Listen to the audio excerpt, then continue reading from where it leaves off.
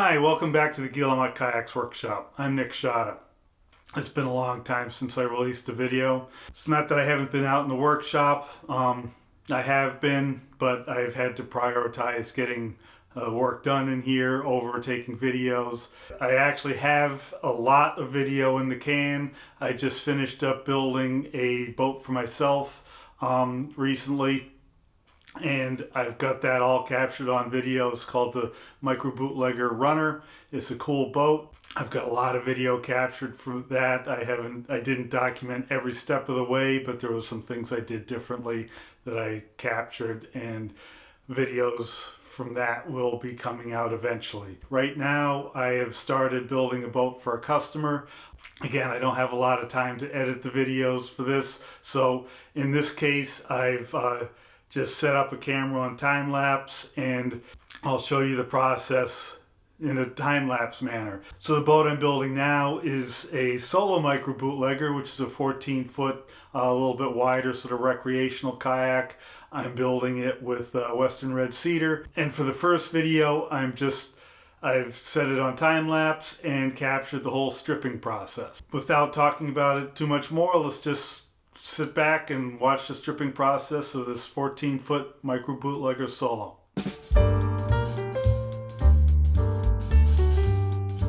The first strip's always the trickiest. I've got a part line marked on the forms, a little horizontal groove I cut in with the CNC machine, and I've just put some brackets at the bottom edge of that groove and use those to line the first strip. And then double check it, sight down it, make sure it's straight and true.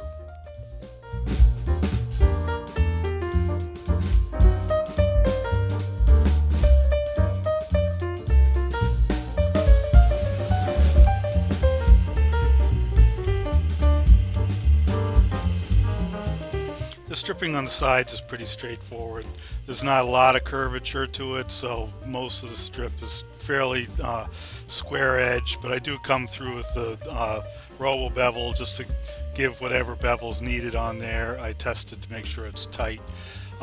Towards the back there's a little bit more curvature and requires a little bit more robo beveling.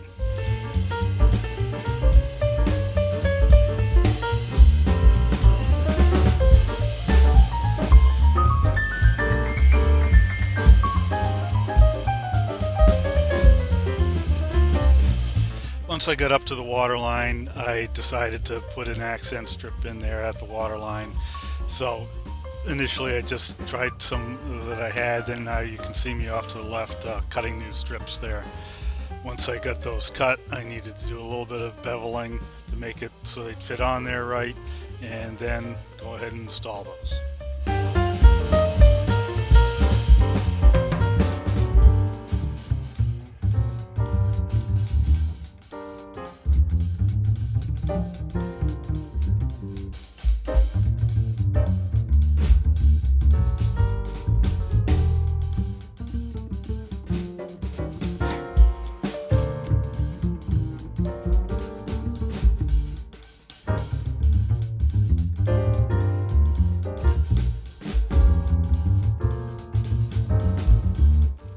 As I round the chine, the bevel needed to get a good tight fit is a little bit more extreme, so I've got to spend a little bit more time with the robo bevel getting that to get a nice tight fit.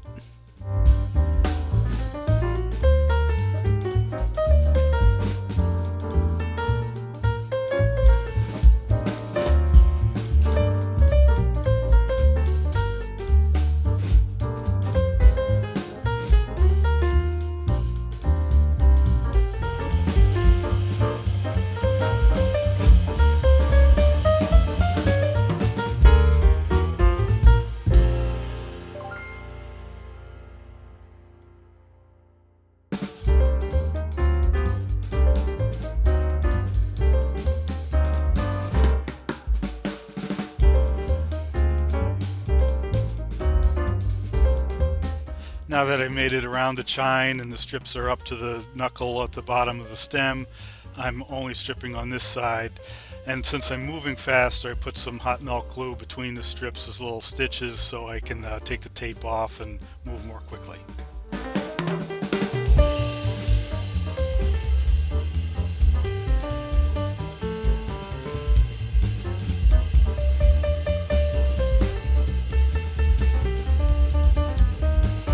Each strip serves to clamp the strip before it, except at the ends where there's not another strip, so I use some tape there to hold it down.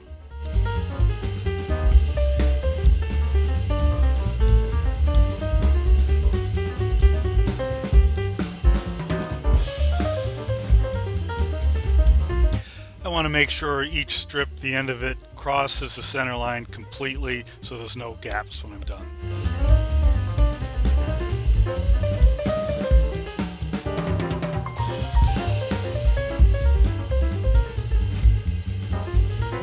I'm not using Coven bead strips, so some of the strips ended up a little high and low, so the tight bond I can heat up with a heat gun, soften it, and realign the strips.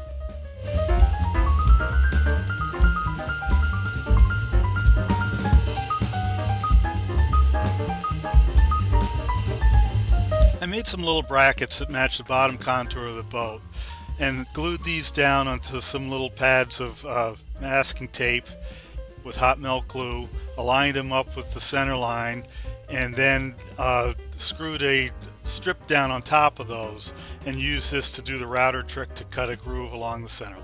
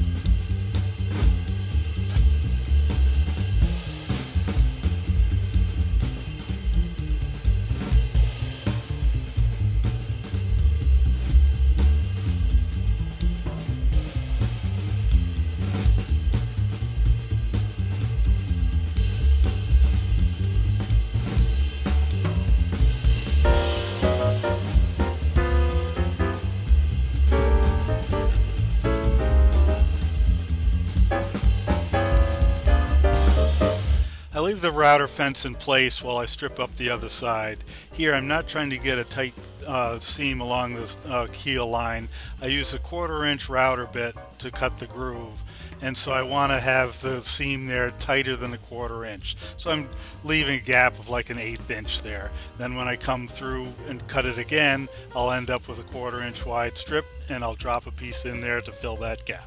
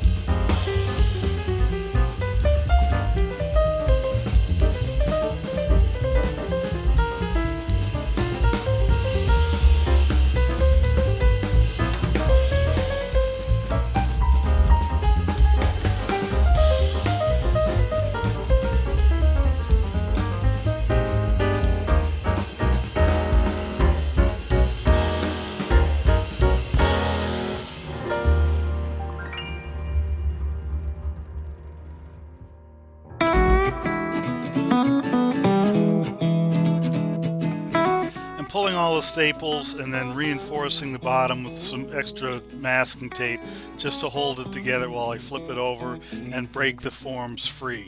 I want the forms broken free so when I finish the deck, I'll be able to get the hull off.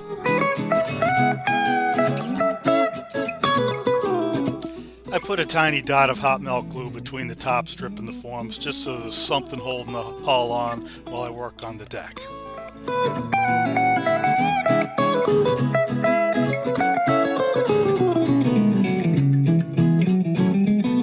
Once I get the first deck strip on, I put a little tab or scrap strip glued to the deck strip sticking down and another strip glued to the hull strip sticking up. This just keeps that part line aligned when I go to sand it between the forms.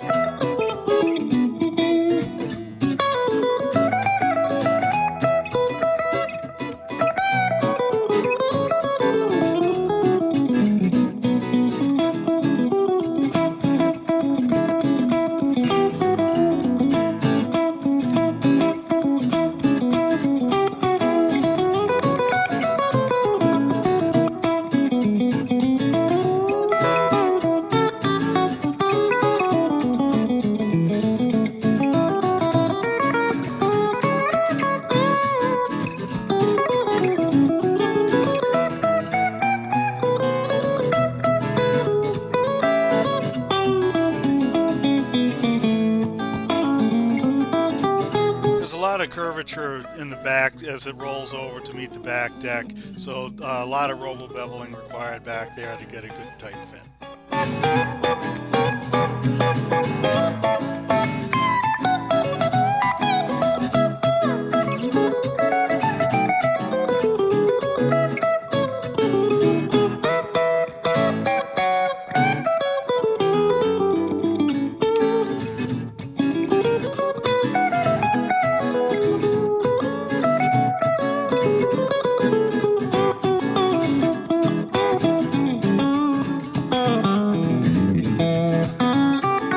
Eventually the strips coming up the side meet the cockpit, and so I don't need to run strips across the cockpit area, so I no longer need full length strips.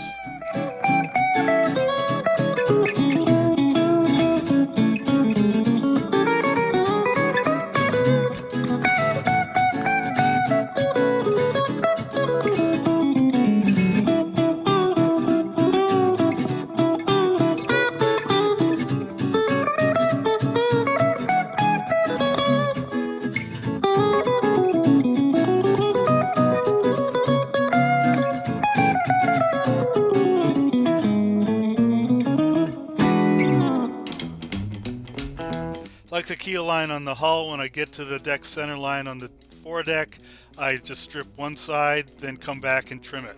You'll see I had a gap there that I glued a little scrap piece in to fit, and instead of using the router, I want to put a narrow accent strip there, so I'm planing that and making it straight by hand.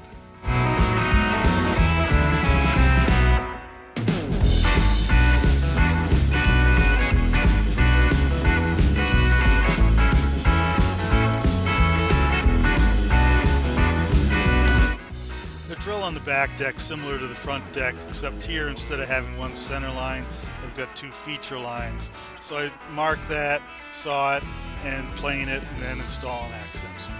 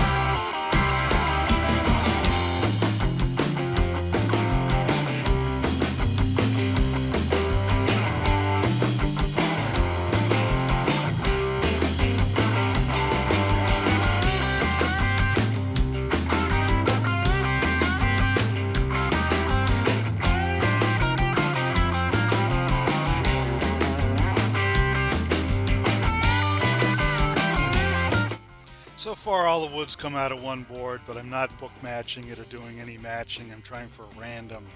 But I've had some nice wide material that I was going to use on the back deck, and I decided to book match that. The customer didn't request it, but I thought it would look nice. These center strips have a lot of twist in them, so I'm using the heat gun to just pre-twist them a bit.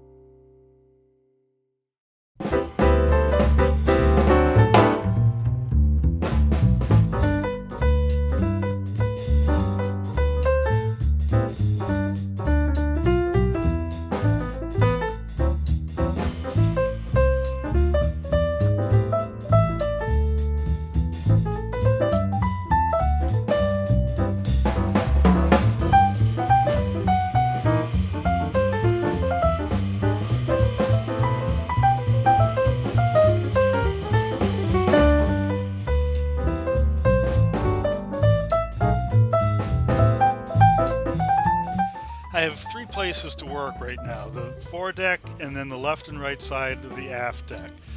I'm moving along pretty quickly, and I want the glue to dry before I peel the tape off, so by moving from one station to the next I can do one thing while the glue's drying in the other place.